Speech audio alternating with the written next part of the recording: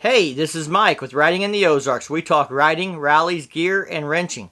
Today we're going to talk helmet laws, specifically about the modification helmet law bill pending in Missouri. If you live in Missouri or surrounding states, hang on, you probably want to hear about this.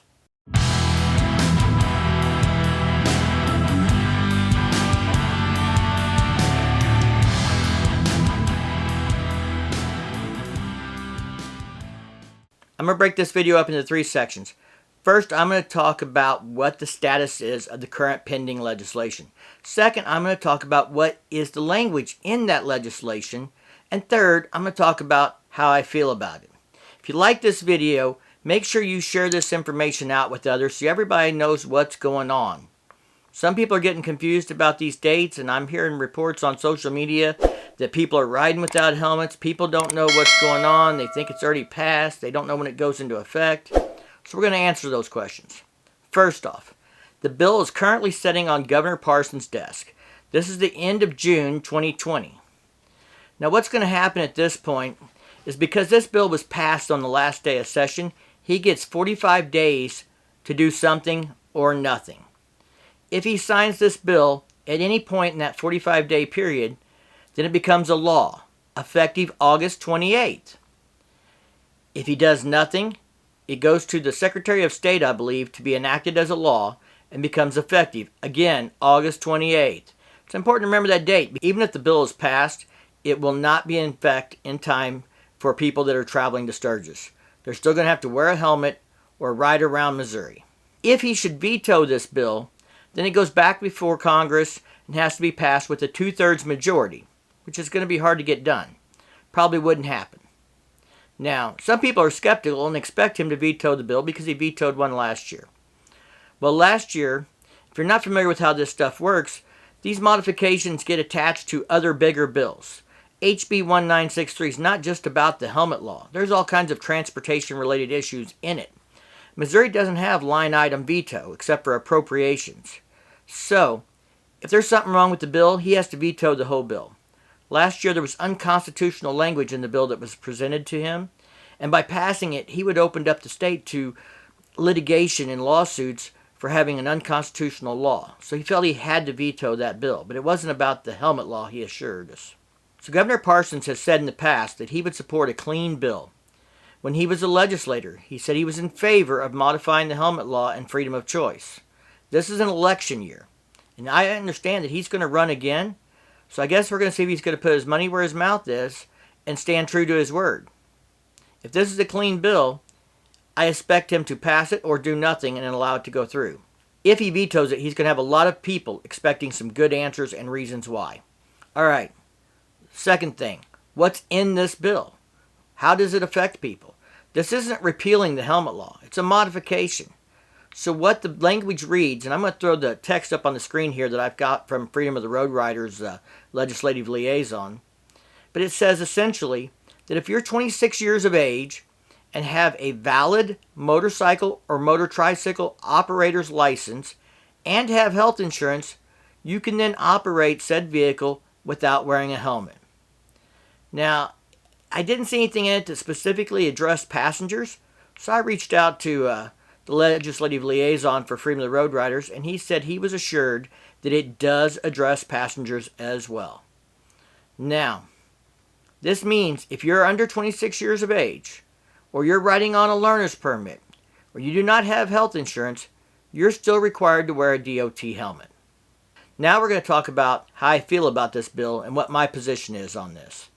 If you like the video up to this point and you think the content is valuable, make sure you share it regardless of if you agree with me or not.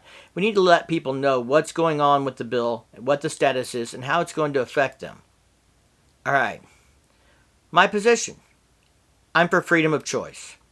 When I went to Sturgis last year, I didn't wear a helmet all week. When I go over to Illinois on the river, ride through Grafton and Alton, I don't wear a helmet. Would I still wear a helmet at times in Missouri? Sure. Especially riding my dirt bike, or maybe riding someone else's bike, or doing a demo ride on a bike I'm not familiar with. My girlfriend was recently in an accident and she was wearing a helmet, and I'm grateful she was. She's also told me that if they repeal the helmet law, she'll still wear a helmet when she's riding on her own, but she would prefer to not wear a helmet when she's riding with me. I'm not sure exactly how I feel about her having that much confidence in myself, but it is freedom of choice, and if I say I support that, then I have to support her decision as well. I'm not going to debate the safety aspects of helmets. There's a lot of things there we can argue about, and at what speeds they help and hinder, and do they really stop brain injuries, and comparing DOT requirements to Snell requirements and all that. I'm not getting into that. There is one point that I want to call bullshit on, though, that I commonly hear when talking about repealing the helmet law. And that's this argument that says that if we repeal the helmet law, we're going to have more brain-dead bikers in nursing homes with people wiping their asses, and they're just going to be a burden to the taxpayers. I call bullshit on that, and here's why. In Missouri, I've been wearing a skid lid for 20 years. I just recently started wearing a DOT helmet because the strap on my skid lid broke, and a DOT helmet was what was handy to buy. I've tried getting used to it. I'm still not a big fan of the extra weight. I understand there's safety reasons. All the gear, all the time, all those things. Call me a squid, call me what you want. I'm a strong supporter of freedom of choice. You do you and I do me. As far as this brain dead thing, here's the facts. People in Missouri can wear a skid lid and not get a ticket. I've been doing it for 20 years. I've never seen anyone get a ticket in Missouri for wearing a non-DOT helmet unless the cop was just looking to add another ticket onto the list of things they stopped him for, whether it was drinking or doing a burnout or speeding or whatever. So generally most police officers here do not want to enforce the helmet law. They don't want to write a ticket. I've seen people drive down the interstate passing through with no helmet and go right past the cop and not get stopped. The law in Missouri is not enforced. It's a waste of paper. And it's not stopping people from getting brain injuries. Those that don't want to wear a helmet are wearing a non-DOT helmet already. They're already reckoning getting those brain injuries right now. The numbers aren't going to go up by repealing a law that's not enforced. This whole argument that we have more fatalities and deaths when we repeal the helmet law, I call bullshit on that too. There is an infomatic put out by the Missouri Coalition for Highway Safety that talks about how 5 states repealed the helmet law, and 5 years later they all had an increase in motorcycle-related fatalities. Okay, those numbers are true, but they're leaving something out. They're not telling you all 5 of those states had more registered motorcycles 5 years later. That means more tax revenue from sales of motorcycles. That means more licensing revenue for licensing motorcycles. Probably more gas tax because people are riding those motorcycles instead of sitting at home on YouTube or mowing their grass or whatever else. It also means usually an increase in tourism. People go around Missouri because they don't want to wear a helmet. The states around us don't have a helmet law. So all those riders stay in their states or go around us. They don't come over here to ride for the weekend or go to Bike Fest, the biggest rally Missouri has in September at Lake of the Ozarks, because they don't want to put on a helmet just to come here. If you have safety concerns, that's fine. I had one guy tell me if it just saved one life, it was worth it. Just one. Then we should all have to wear helmets. Well, by the same token, we should all wear helmets in cars and have 5-point seatbelt harnesses because it could just save just one life and it would be worth it. At what point do you want to infringe upon your freedoms for other people's safety? How about we let those people take their safety and make it their responsibility? And if they want to wear helmets and 5-point seatbelt harnesses in cars, they can do so. Nothing's stopping them. I don't think that's going to become a thing, though. So after looking at the raw numbers, I was able to determine that there were more registered riders in those states. And when you look at the number of fatalities per registered motorcycle, it pretty much stays the same or goes down. The number of fatality accidents per registered motorcycle didn't really change because they repealed the helmet law. And if it was a huge problem, I can't imagine the states that have repealed the helmet law wouldn't have put it back into effect.